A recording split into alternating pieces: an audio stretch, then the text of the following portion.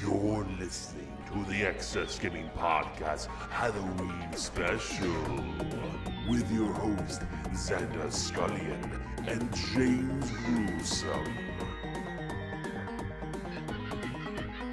Greetings, boils and ghouls, and welcome to another exciting episode of XSgaming Podcast. This is episode 94, and this is our Spooktacular Halloween special.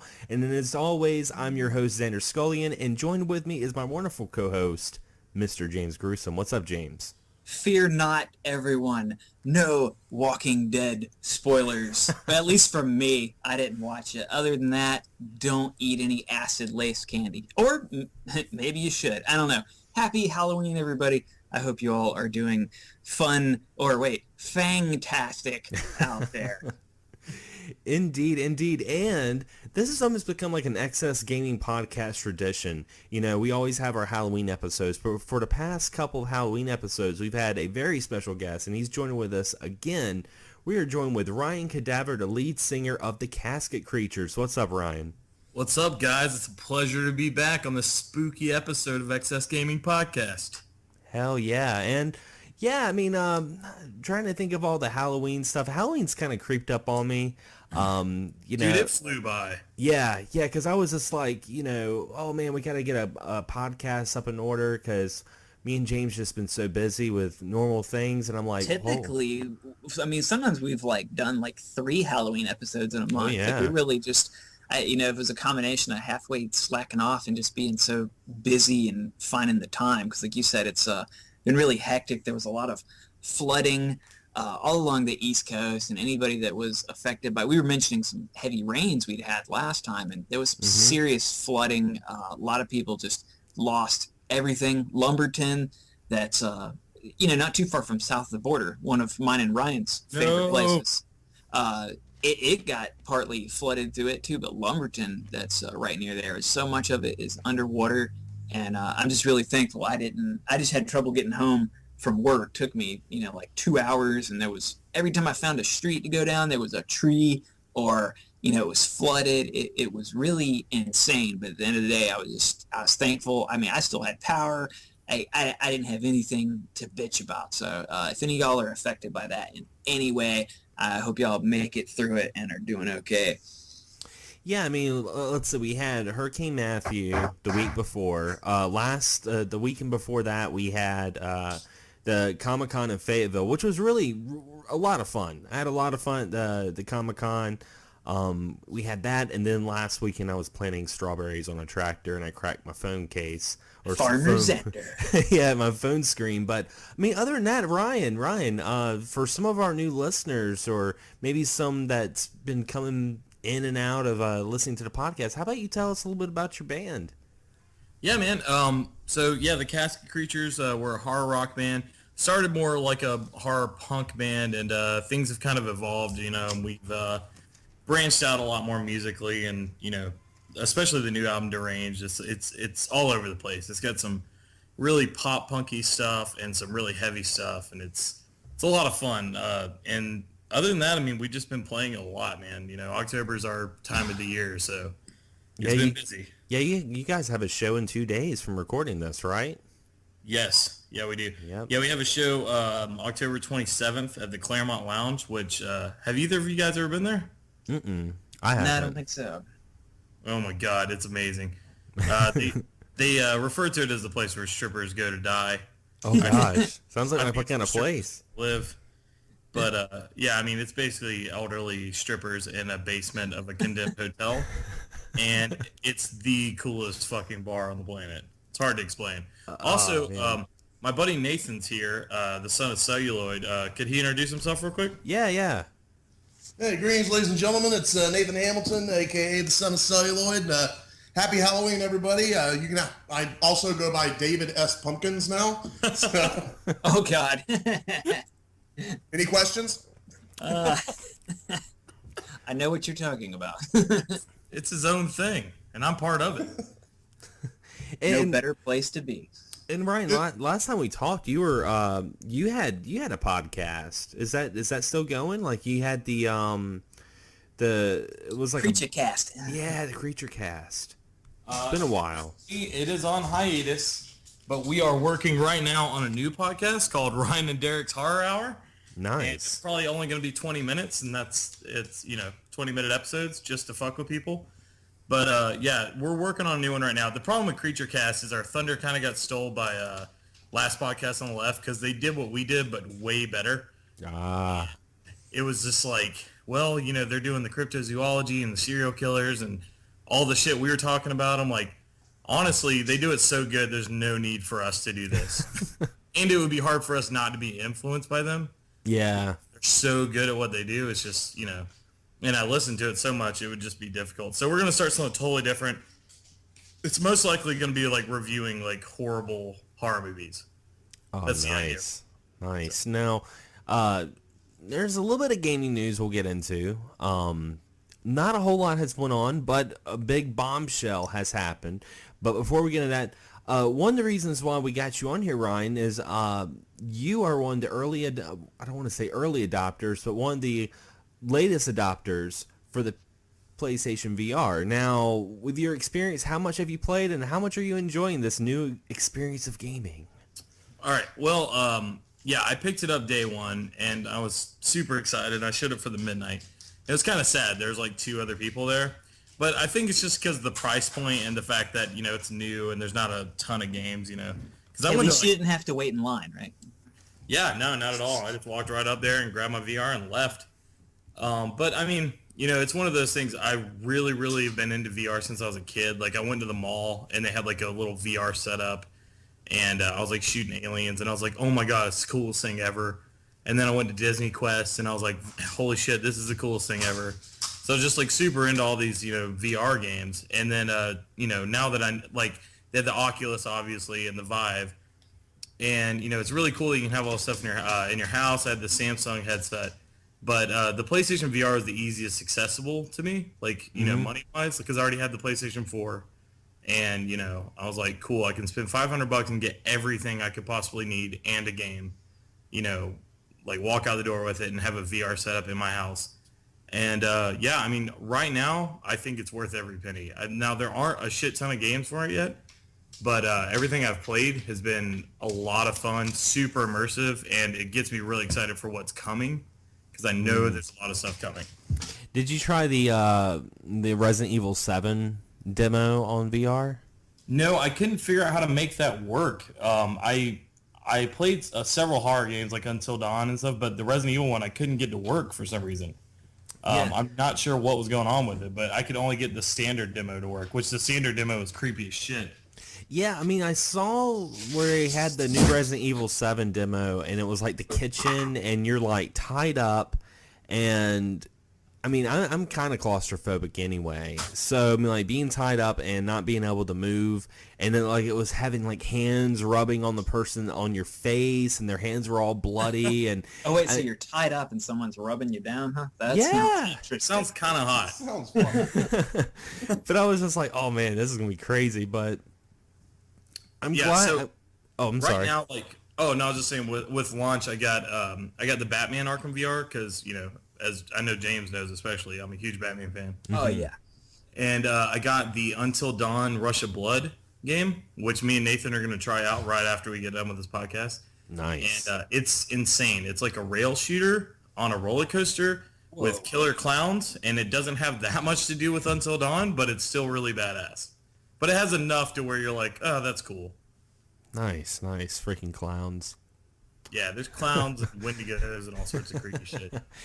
Yeah, I mean, one of the things I can say about VR is I know, like, me and James both, when we talked in, previous podcasts, we were both kind of skeptical about VR, like, because it was one of those things that could either be really good or really bad. Like, there's really no in between. But what I really like is the fact that the people who have, pre-ordered it and the people who have went out there and bought it, they've loved it. And that's awesome. That makes me really excited because, I mean, it's not just a novelty purchase. It's got the potential to have more immersive games to come out in the future, Definitely. Yeah, Like if it starts out good, like you were saying with the bit you've played and how it makes you look forward to what's coming out. I mean, that's a really great thing. Now, does this relate anyway to like 3D movies? Because I've kind of wondered with the VR, like it's not really related like that in any way, is it? Because I've wondered really like with my eye, because I can't really see like 3D shit. So no, dude, you would have no problem with this at all. Sweet. The 3D thing, I totally know what you're talking about. That shouldn't affect you at all. The only problem that people are having is motion sickness, which I haven't experienced yet. But there have been a couple people that have tried mine that have had it, and it's only in certain games. There's some games where, like, you know, you're in a mech warrior and you're running around shooting things, and it's a little too much because you're, you know, you're aiming with your head, and then, you know, the controller's actually moving you. And for some people, that's too much for them. I will say I don't think that it's going to ever replace gaming, no matter how good it gets. It won't replace standard gaming, but it is a cool option. Yeah. You know, I would like to play some VR. Yeah, I mean, one game that I heard particularly that people were getting motion sick is the Drive Club game. Like Yes. the racing game. A lot of people were getting kind of motion sick with that. And yeah, I don't think it's going to replace gaming. I don't think it's going to be one of those things that, you know, years from now people are only going to use VR because there's two different market. To me, it's a different market. It's people that want to be immersive and be in that, and then you got people that just want to sit down and play a game, which comes really, really well to this next bombshell I want to talk about. And this was a really big bombshell. Last week, Nintendo finally announced the new console, codenamed NX. They revealed its actual name. It's called Nintendo Switch, and it's a really interesting concept. Now, I will go ahead and say, because I know a whole lot of people were saying this online and stuff like that, that this isn't anything new. You know, and the fact of having this hybrid console. Hybrid consoles have been around. You know, we've had like the Sega Nomad. We've had the Turbo Express. But this is something kind of interesting in the sense that Nintendo has kind of took their handheld market and their home console market and made it into one loading dock, pretty much. I mean, you hook the thing up to your TV, HDMI. It's like a little dock station, and you play the game using like a normal controller, and you're like, oh, I want to be on the go. And you take out this tablet and you like put the controller on the tablet and you go that way. You can also take the controllers off and they work as two different controllers, so you can have multiplayer on the road. What did you guys think about this? I'll start with you, James. Well, from seeing the initial, I remember you sent me a text like right when it had come out and they had the commercial, and I said, yes, I'm gonna go watch this. I went and watched it, and I enjoyed seeing the commercial. It was just a fun commercial. It's people going around doing what you're supposed to do with it. Now, part of the thing, I mean, I do like that idea. I think we all do. Kind of like how some people used with the Vita, with the PS4. I don't really know how far, they went with that, if you could use it with every game. To me, the Wii U, I kind of just wanted to be able to go around my house. To me, that would have been actually like and I love the Wii. It would have been, I think, just a big improvement, just a little bit further range. So this, pretty much limitless. I like seeing the thing, especially the multiplayer where they had the two screens back to back, and you had the guys that were playing basketball and then they stopped to go play basketball on the game. But I like that idea. It's something like, do I even know if I would ever do that? Like, I don't know if the opportunity arrived and the people had those. That looked fun. I like the aspect because you can talk about like, oh, it's not the same as a 62-inch screen, but we are all attached to these little screens. Like Ryan was saying before we're talking for the podcast, your phone's the first and the last thing you look at in the day. Not the hugest thing. We're attached to these small screens, iPads, things like that. So before, the idea, I think, of this size screen and a multiplayer, with 4 people playing on this would seem a little absurd.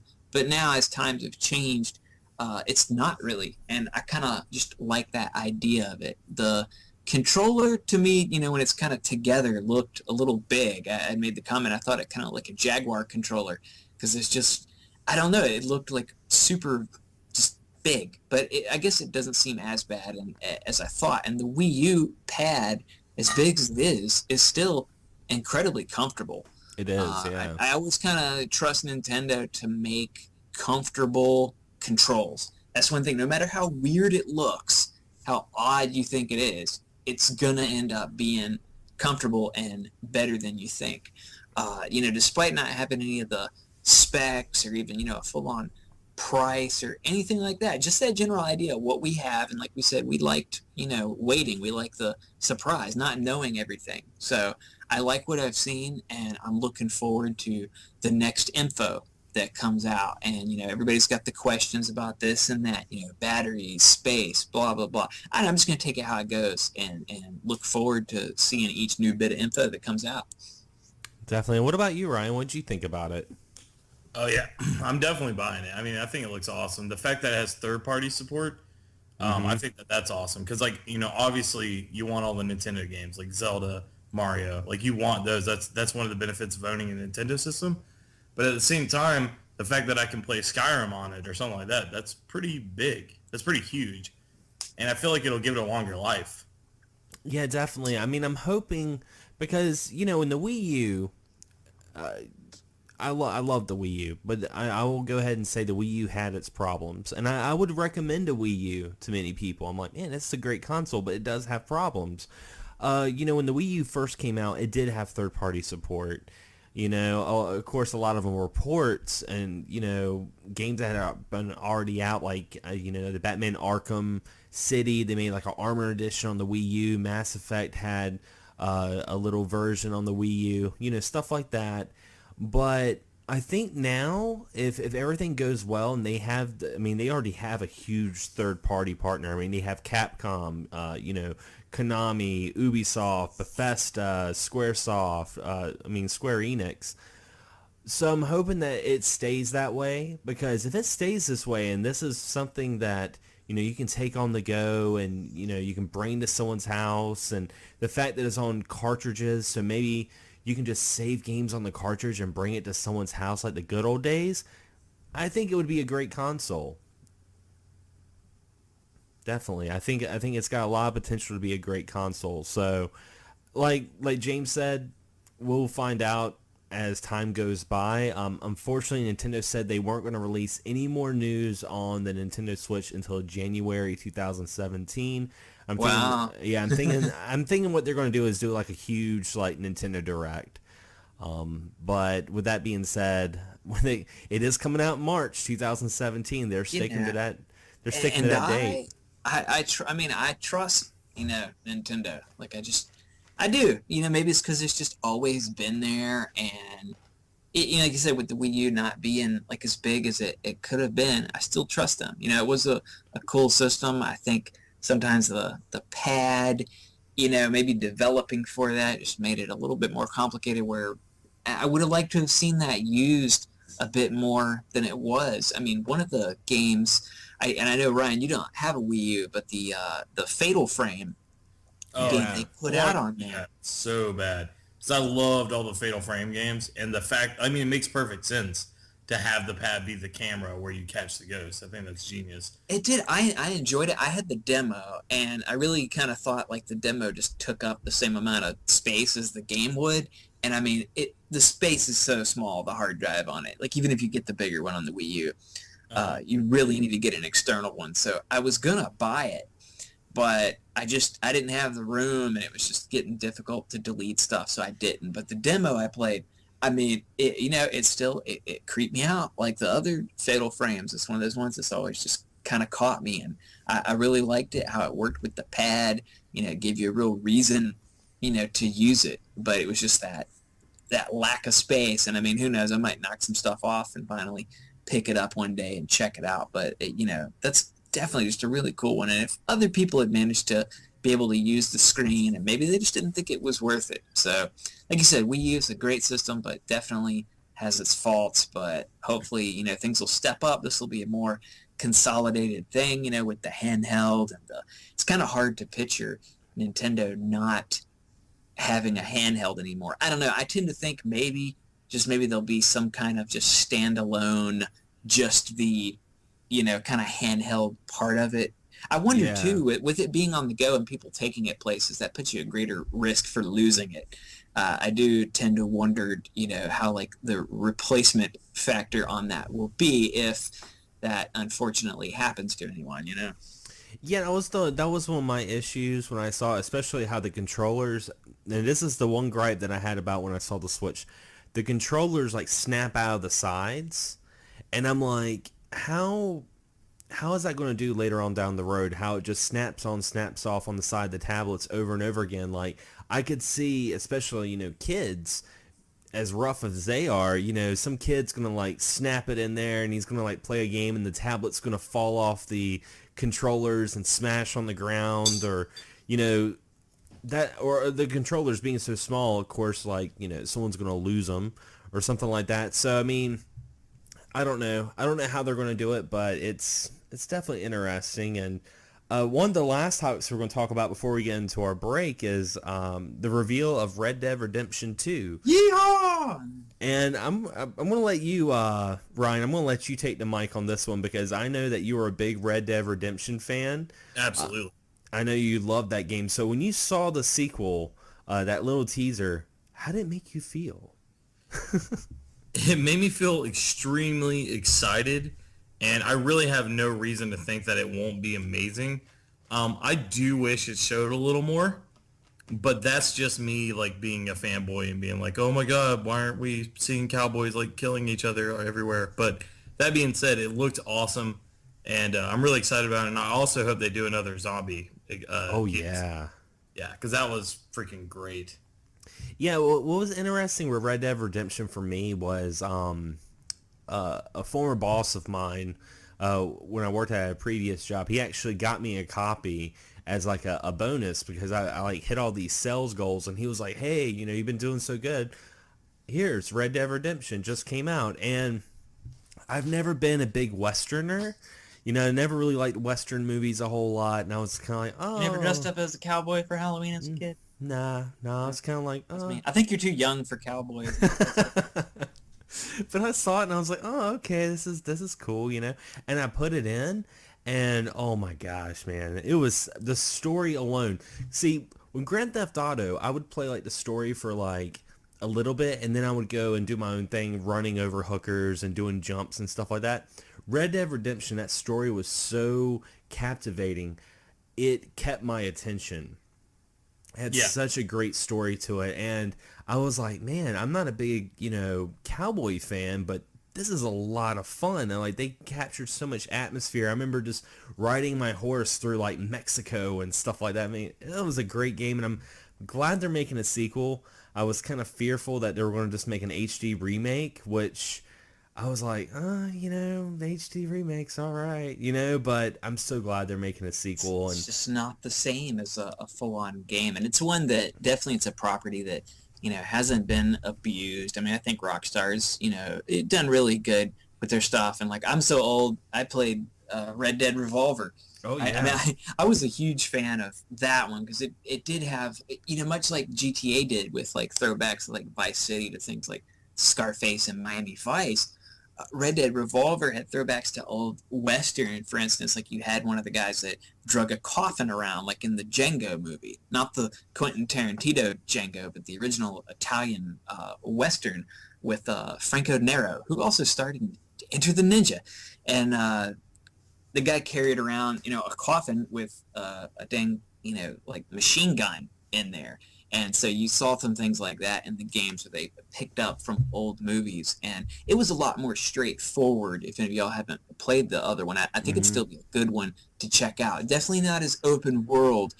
You kind of had Gun came out really first that did a bit more of the open world thing. And, you know, Red Dead Redemption kind of came out after that and just, you know, really just kind of put that one, you know, to rest. And they were definitely the king. And it's one that, you know, you didn't see a whole lot. I think you had like Dead Man's Hand. You'd have a couple games like that, the Call of Juarez, that were a little bit Western themed. But, you know, it's one that you don't still see too many games of it. And the ones for the most part, like, you know, Red Dead Redemption, are just downright amazing. And I never played the zombie, the Nightmare one myself. I have the original version. You need to. Dude, I bought my brother. Play it. Yeah, I need to get it. I bought my brother. He had never played it, so I got him just the definitive edition with everything on it, and that's one I need to get myself because I played it not too long ago. I never got that far because I got distracted by all the side crap. And this time I went in it with like, okay, just story. I'm not lassoing horses this time. Like, I just went through, and then I made it further than I ever did. Took a little break, and definitely need to go back to it. I mean, I have time because, like I say, with this one coming out, in a year, it's like too far away for me to care. But it's still really cool. It is coming. I'm with Ryan with the trailer. Is kind of like, and I'm like, that's it. I'm like, oh, Yeah, yeah, exactly. it looks great, awesome. Yeah, like, it looks awesome. Wait a year. Here, okay. That being said, I know we know how the first one ends. I don't really know what they're gonna do with this one, but I'm excited to see it. I just thought the first one ended so perfectly, it like almost didn't need another one. But that's okay as long as they tell an interesting story. Well, James, I do have to mention one thing about the undead nightmare of Red Dead Redemption: lasso zombies. You can lasso zombies. So that And the 4 horsemen of the apocalypse, or the actual horses, yeah. So I mean, that alone, you need to play. and fucking Bigfoot's in it, Yes. and the chupacabra.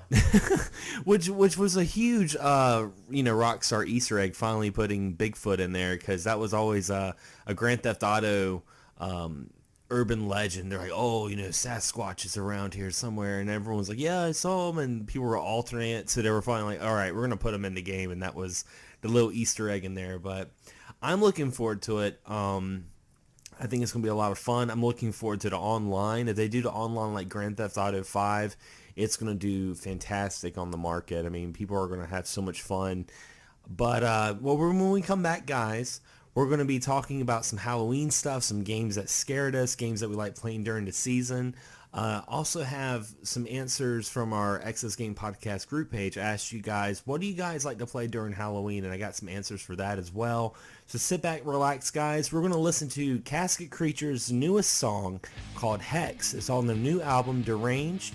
This is from our good friend Ryan Cadiver. This is his band. So sit back, relax, guys, and we'll be right back.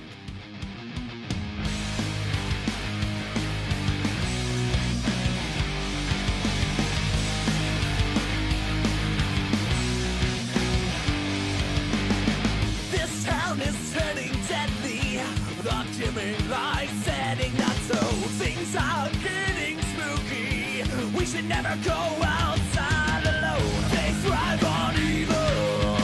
They live in sin. Black mass is coming closer. We gotta leave, cause I know they worship him. Midnight fast approaching.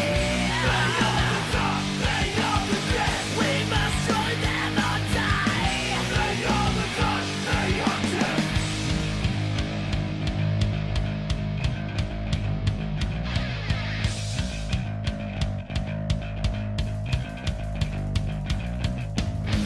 Figures in the shadows. Who knows what mystic words they said? Dark forces all around us. Non-stop bloody thoughts running through my head. Born out of hatred, chased out again. They're fast approaching, baby. So we will be face to face with him. Midnight fast approaching.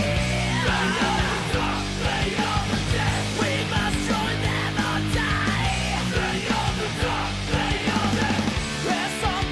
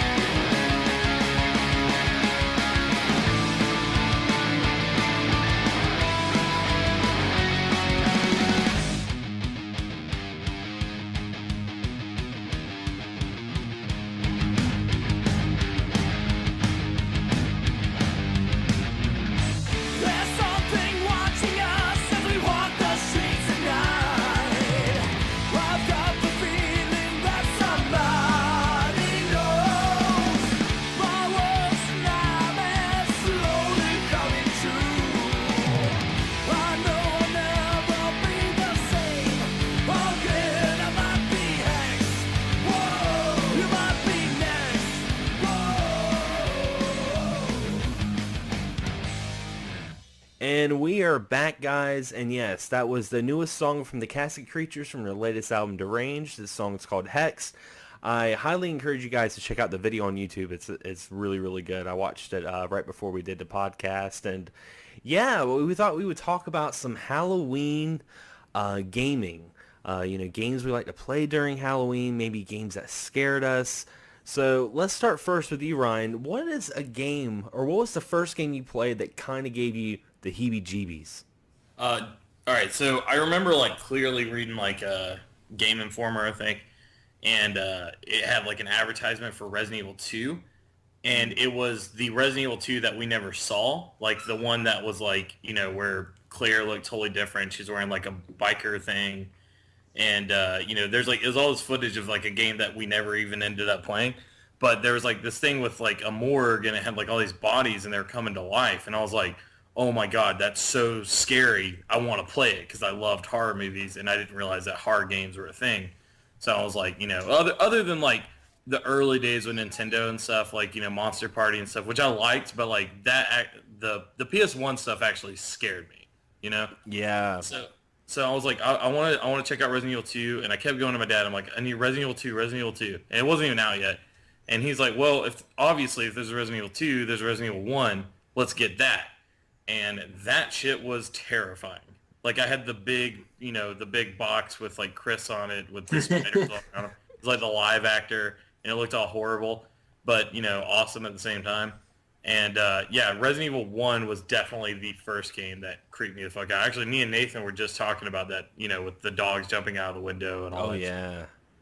The game was terrifying. Still the best jump scare in video game history, in my opinion. It really is. And you know what's funny? It's funny you brought up Resident Evil because I was actually thinking about Resident Evil 2 earlier, and I was like, you know what? Resident Evil 2 really kind of freaked me out because, Resident Evil 1 had that, seclusion. You were stuck in the mansion. Where Resident Evil 2, you were in the city and you would meet more people.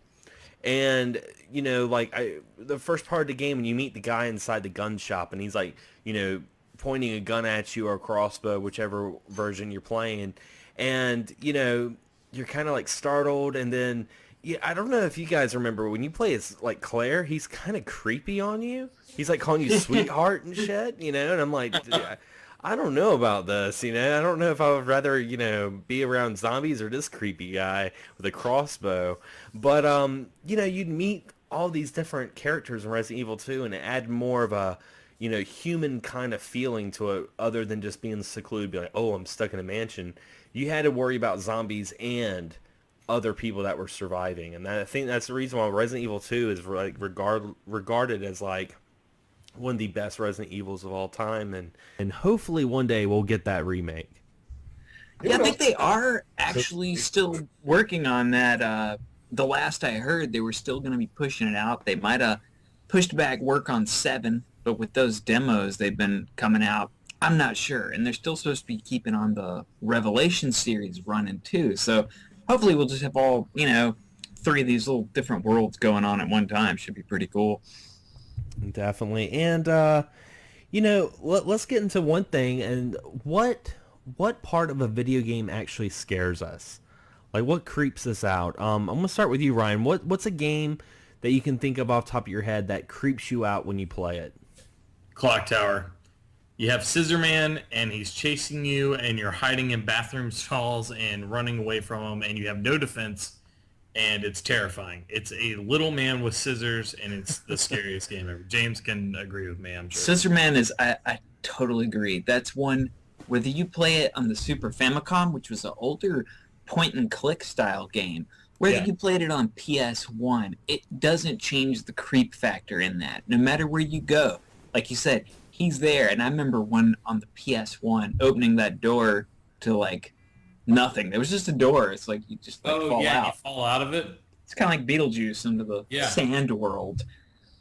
Oh yeah, I think the chasing is always what creeps me out. I know the music to Super Mario World, like the ghost castles or the haunted houses, always freaked me out when I was a kid. And but no, the overall chasing aspect of a video game kind of anything that kind of gets your heart racing. Like you said, where there's a change in the music, a Mario level when the time's running out, the ghost's house, or just knowing those ghosts, as soon as you turn your back on them, they're going to be coming after you. There's just something in that, in any form, in real life, in a game, that just something is there and you know it's going to come after you. And it's like that can affect you. We talk about the music. I remember one thing, the first game that ever creeped me out, and the sound design was a lot of what did it, was, I'm older. I got my first Nintendo when I was 6, Metroid. Yes. Metroid got me because of those large, open, dark areas with just those sparse noises that weren't quite music but weren't quite ambient noise. It just kind of kept you off kilter and just really gave you a really creepy sense of being somewhere foreign and bizarre. Yeah, I would agree with that. I mean, they even had that chase factor in Metroid Fusion when you have the evil Samus that would chase you down. So, yeah, I mean, I could imagine if the 6-year-old self of you played Metroid Fusion, you had that chase aspect and the ambient noises. I would have shit myself. But I'll tell you, one of my other great scares in games, because we've been talking about Resident Evil, but we haven't really touched on 4 yet. One of the best scares ever in a game is at the beginning of Resident Evil 4, because they've always kind of started slow and the intensity is ramped up and ramped up and ramped up. In 4, you had that little area where you're walking down the path to the village, and then boom, you have an army after you. Yes. Like, it just drops you into this scene and just throws you in the deep end, and you are not prepared for it at all, and it's just a straight up moment of panic. Yeah, Resident Evil 4, I almost feel like the climax is at the beginning because, like you said, that shit where you're being attacked in the town is the scariest moment of that entire game. And they're smart, too. Like, you're going up a building, and you will, like, tip over a ladder, and they'll pick the ladder right back up.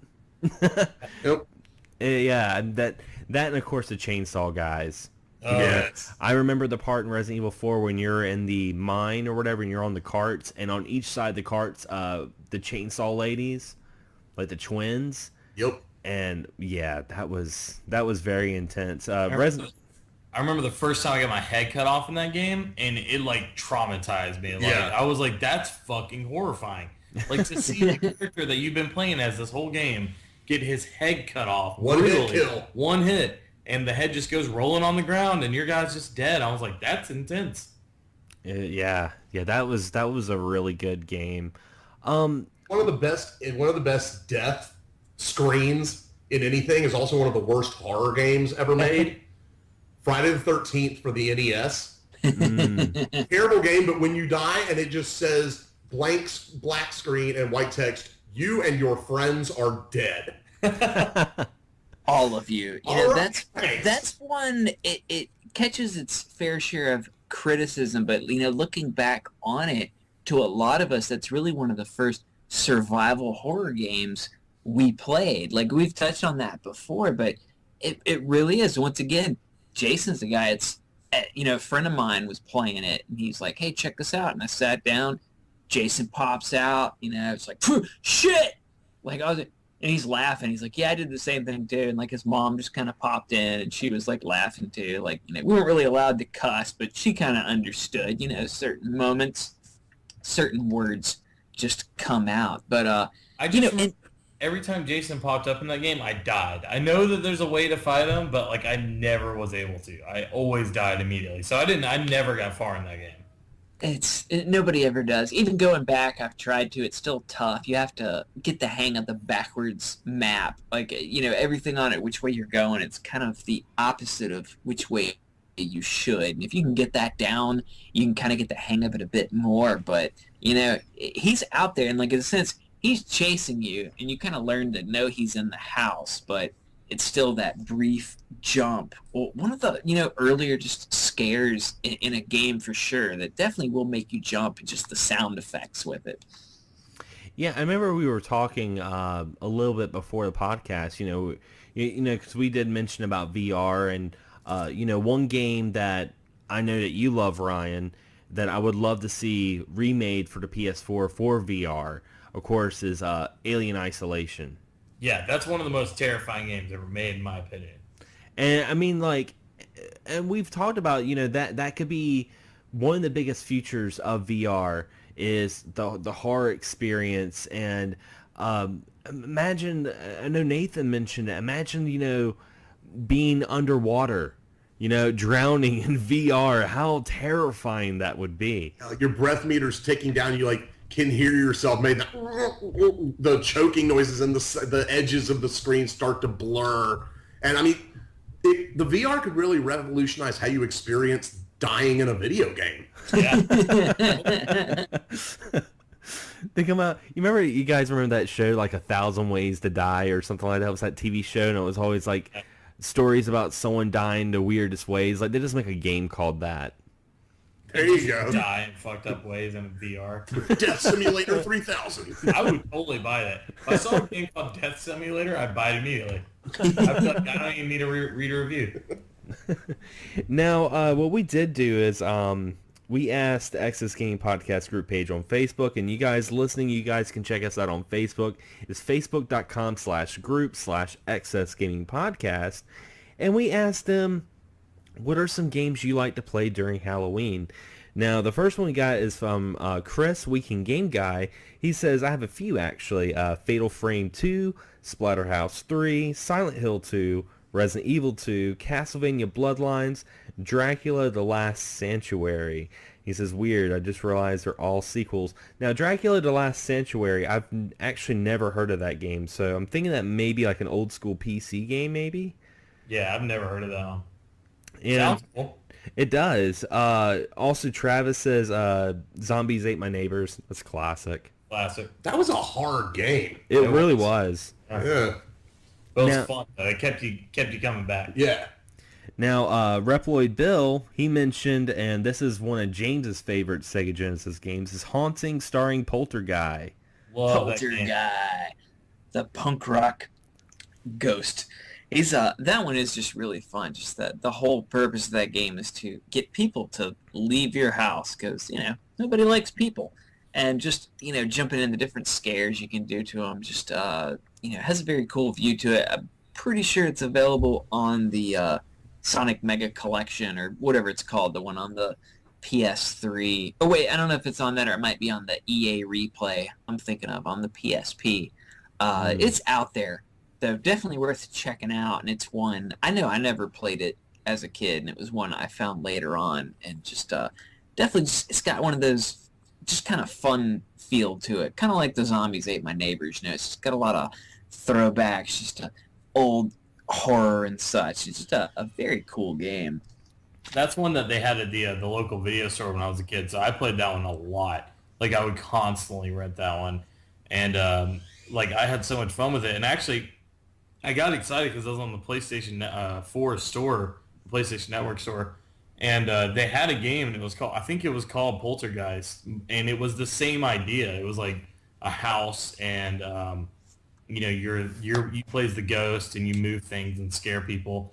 But I looked at the trailer and some videos, and it just didn't look as creative. It was just like, throw this vase over here, and I'm like, yeah, but where's the cool shit, why can't I have snakes come out of the sink and shit, Now, Game Grinder, he mentioned one that's become one of my favorites on the PS4. He says, Until Dawn is the latest addition to the essential horror games, and though I haven't yet, would love to... Whoa, I'm totally fumbling with my words here. He really likes Until Dawn. He says he would love to play it with a group. And, yeah, I agree. Until Dawn, it was like... It's amazing. Let me throw this out here. When Ryan and Nicole went to Europe, I was house sitting and watching the dogs. And I don't have the most up-to-date video game system I own is a PS2. Yeah, I know.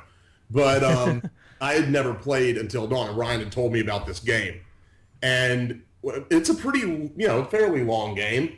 And I played through it 3 times in about the first 4 days I was here. It's that good. That game is awesome.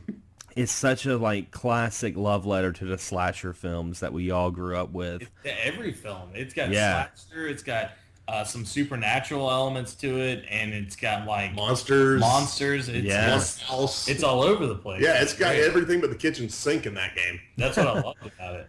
And it's so cool because you can play through it multiple times, and it always is, it always changes.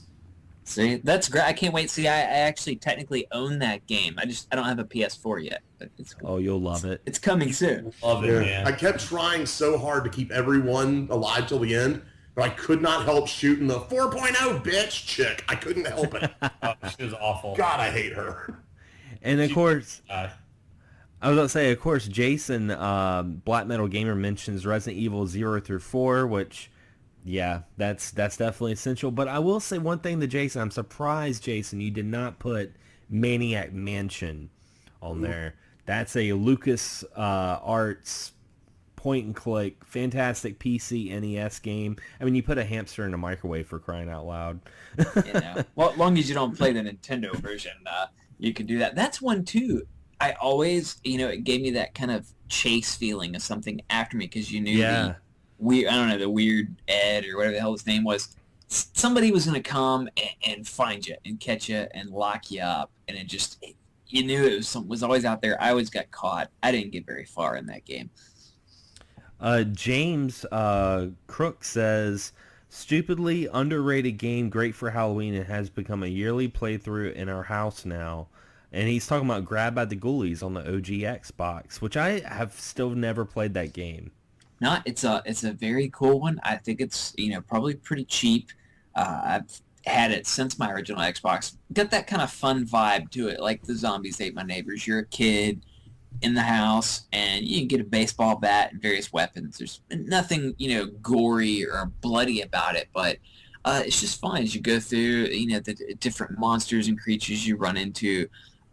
Definitely one. I've heard some people knock it, but I've always enjoyed it, and it's one I've been meaning to go back and play, but my Xbox isn't being very friendly with playing games right now, so I haven't been able to. And the Ghoulies movies? No, unfortunately not at all.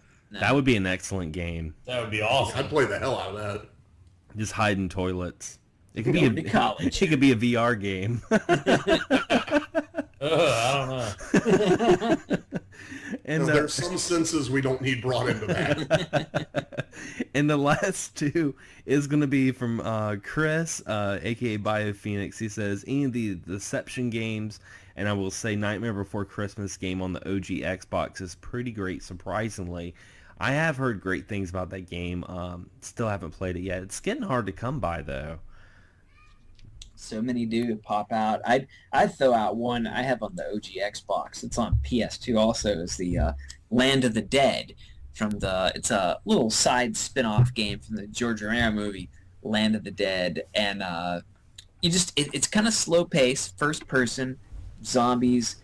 It's got that little bit of creep factor to it, and I think the slow pace really does help. And I let a friend of mine play it one time, and we sat down with it, and it made him jump some. So anytime you get that in a game, or sometimes you get one where it's like, I don't really want to go into that certain area just because something's there. You don't know what it is, but there's something there, and it's just a very fun one. I really enjoyed it. I think it's probably been overlooked. A lot of people probably just skipped out on it. I bought it. I had it reserved at GameStop. I was probably the only one.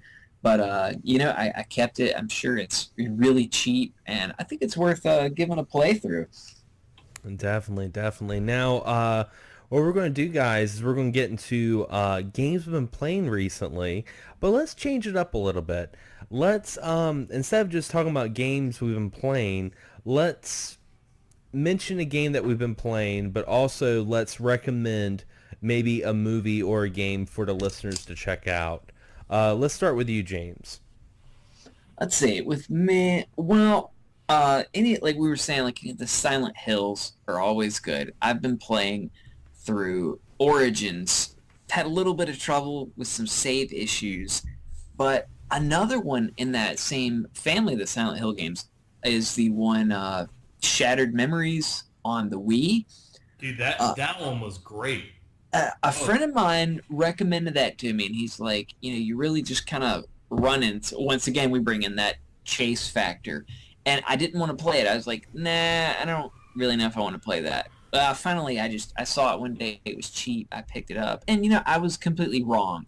He was right. I really enjoyed it. It's kind of a retelling of part 1. It also gives you a psych evaluation. Maybe some of us need one of those. I don't know how proper or correct it is, but you stop and you visit the psychiatrist's office. You go back into town, and you're really just kind of running away.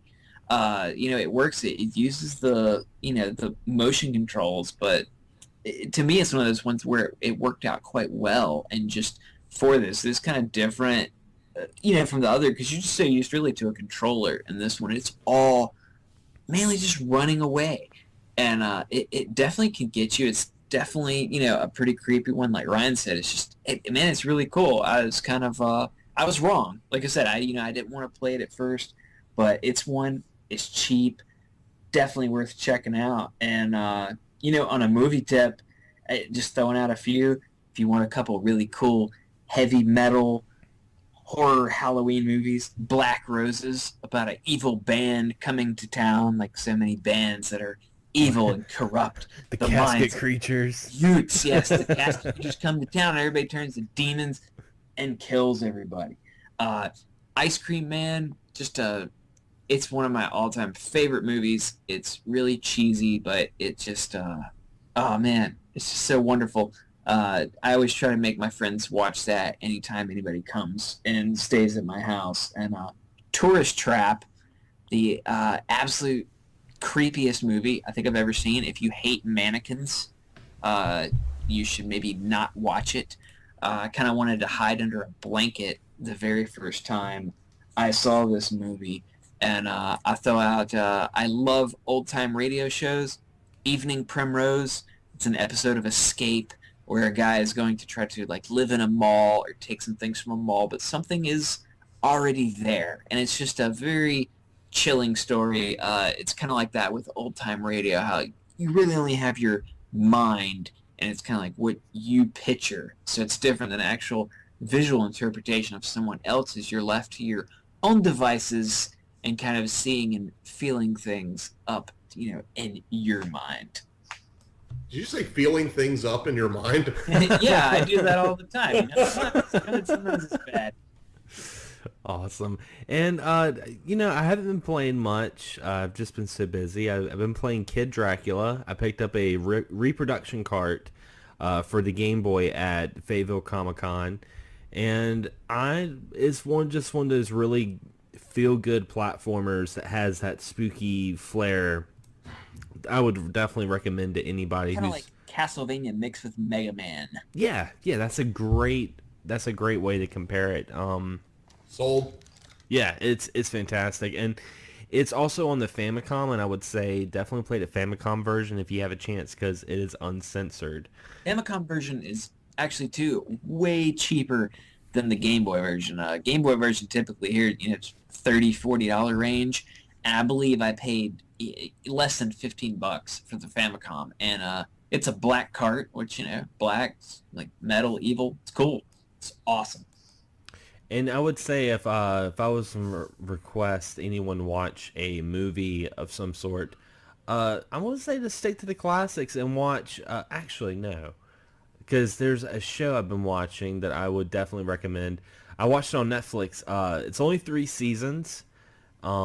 Me and my girlfriend finished it last week, and that was Penny Dreadful. It's got that League of Extraordinary Gentlemen's kind of flair to it, Universal monsters, and how they all kind of intertwine in this certain kind of world of, a clairvoyant trying not to be possessed by Satan. And it's a really good TV show. I would recommend that. I guess if I would say one classic movie to check out would be, of course, Dawn of the Dead. Just watch some Dawn of the Dead. Can't go wrong with that. Yeah. And what about you, Ryan?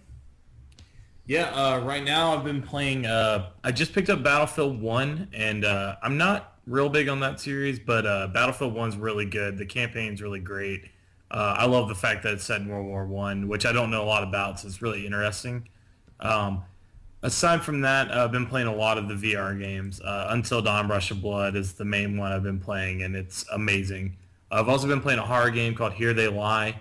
That's got these weird animal people, and they beat people with pipes, and they're naked, and it's really odd and impossible to explain. I'm not at the end yet, so I just really don't know the hell's going on yet. But I like it, and it's really creepy in VR. And Batman Arkham VR, of course, because it's Batman, and why not? Do you feel like you're Batman when you play that?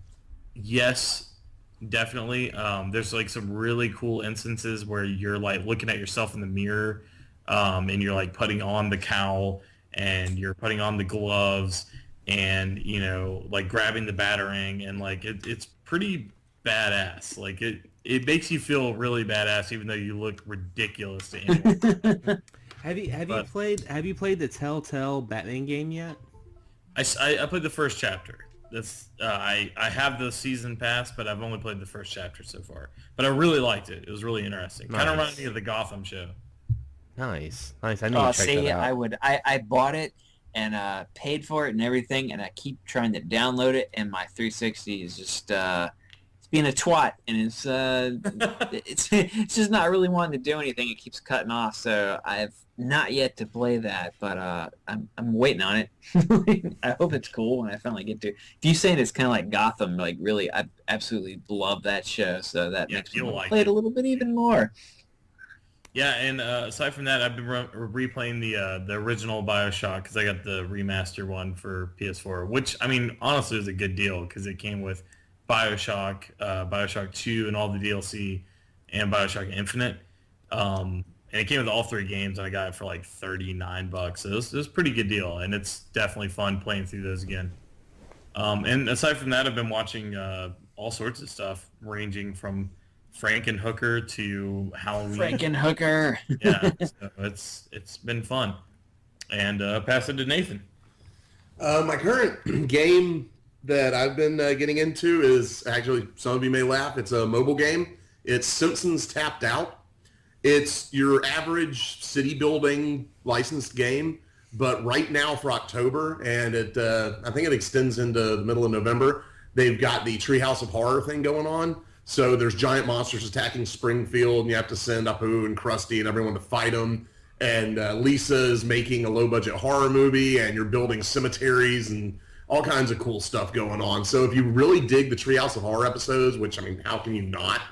Then I think you'll dig what's going on. It's a free, mobile game. What do you have to lose? There's a lot of characters coming back from the old Treehouse episodes and making cameos and stuff. So a lot of Easter eggs for the longtime Simpsons Halloween fans out there. Is there right now there's a donut head Homer staring at me. Is he in there? Yes, he is. Awesome. Yes.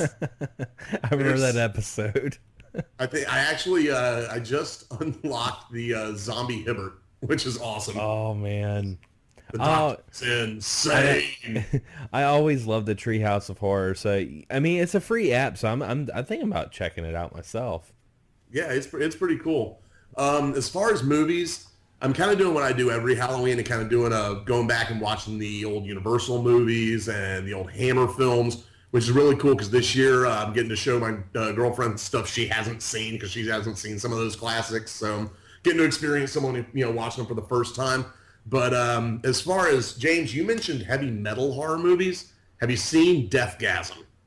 No, I bought the Blu-ray of it, and I have it sitting on my shelf, but I've not watched it yet. You love it. It is so good.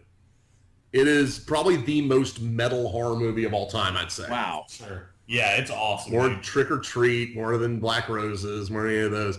But my one horror movie recommendation for Halloween that I want to throw out there, and I'm keeping it narrow because I want this one to really stick out and for people to remember this name, Baskin.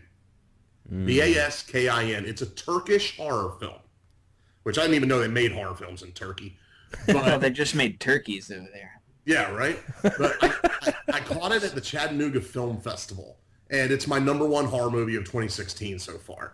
It's mind-blowing. It will creep you the hell out. I always describe it as if H.P. Lovecraft and Clive Barker wrote a script together, it would be Baskin. I'm in. That sounds... I'm writing that one down because that's something me and my girlfriend will watch for Halloween. Yeah, and like I said, it does have subtitles because it's Turkish, but there's not a hell of a lot of dialogue in it. It's definitely more visual. More visual and atmospheric and just really, crawls under your skin and stays there. And as far as, James, you had mentioned radio shows, I want to mention a podcast. It's called Pseudopod. And it's basically a short horror fiction podcast where every week they put out a new episode, and they're basically little 25 to 35 minute horror audiobooks. And they've got really good narrators doing them. Some of the stories have been published somewhere else. A lot of them are exclusive to that podcast. And it's really good listening. So I highly recommend checking that out. Awesome. Nice. Now, we are closing the show. I definitely want to thank Ryan and Nathan for being our guests. And I'm going to go ahead and let you guys, starting with you, Ryan, where can people check out your band, the Casket Creatures, and purchase the new album, Deranged? All right, so you can pick up the new album, cdbaby.com. I think there's still some physical copies left. You can also Nathan hates CD Baby, but Fuck CD Baby. But yeah, you can get physical copies there. You can also get digital copies on Amazon, iTunes, Xbox Music for you gamers. There's lots of different ways. Like literally, you just Google it and you'll find it. The new album's called Deranged. I highly suggest picking that up. Also, James's wife did the album art for She Screams, Liz, and she did an amazing job. So She Screams, one of the greatest just EPs in general, I would say, of all time to me. Thank you. I appreciate that. That means a lot. And of course, Liz did a phenomenal job on the artwork for that, and I couldn't be more thankful for that. And yeah, you can look us up on Facebook. That's where we post all of our show updates and stuff. And hopefully we'll be getting up, around y'all's area pretty soon. So awesome. Yeah, just search the Casket Creatures. Also, we have a new music video for Deranged and a new music video for Hexed. And Nathan, Nathan Hamilton, Son Celluloid. That's me. Celluloid, he did the makeup effects. So check that out. And what about you, Nathan? Because you have some podcasting. Yes, I do the Picking Brains podcast with my partner in crime, Brad Slayton. You can check that out wherever finer podcasts are served. And basically the best way to keep up with what I'm doing is to check out the Son Celluloid Facebook page.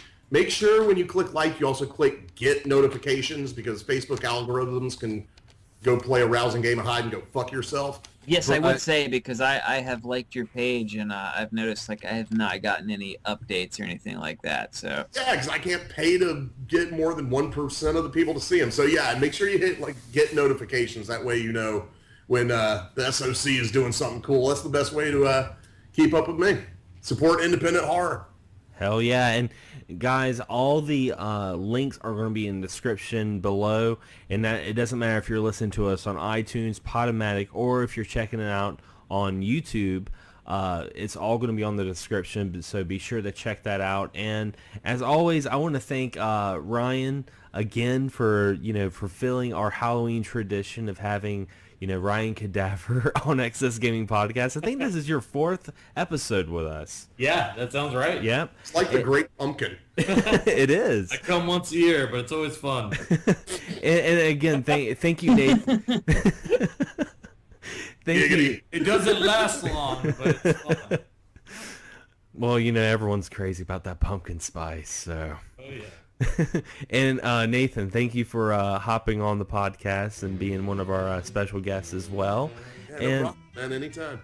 And I'm going to wish all the happy gamers out there, I'm going to wish you guys a very happy Halloween. Be safe. Don't eat any apples or razor blades or anything like that. Check your candy. Check it often. And as always, happy gaming. Have a pleasant evening, everybody. And watch House by the Cemetery because it's awesome. The music's awesome. See you guys. Hail Satan.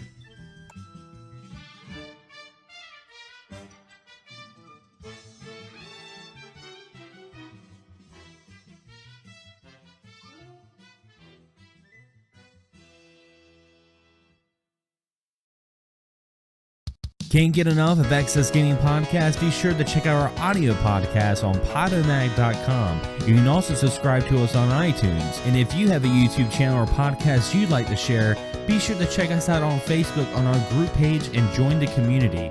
As always, guys, thank you so much for all the support and happy gaming.